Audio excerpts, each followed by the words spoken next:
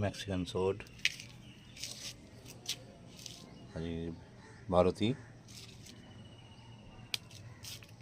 লিয়াংলি,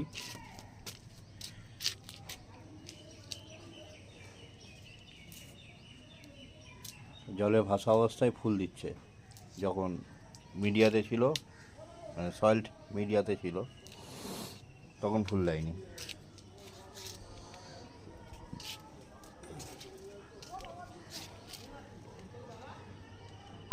অপরাজিতা।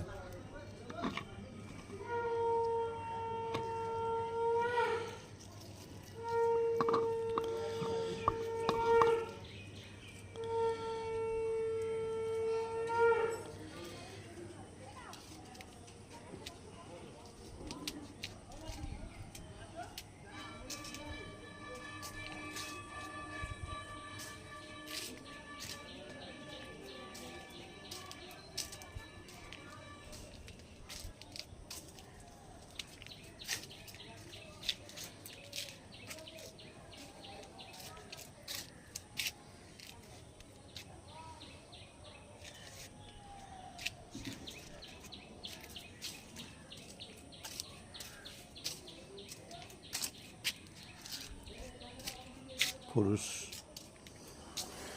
এখানে দেখুন দুটো জবা একসাথে ফুটেছে।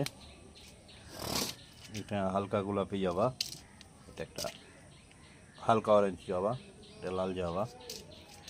এখানে দুটো দেশি জবা আছে। ওখানে আরেকটি কুড়ি, হয়তো আগামীকাল ফুটে যাবে। তাহলে ভিডিও বেশি বড় করছি না।